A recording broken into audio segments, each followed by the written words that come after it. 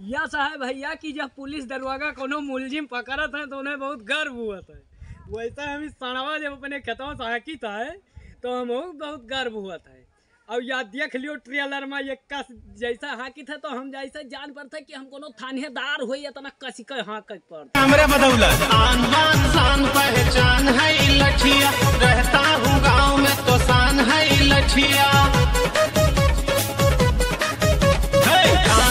शान पहचान है लठिया, रहता हूँ गाँव में तो शान है लठिया।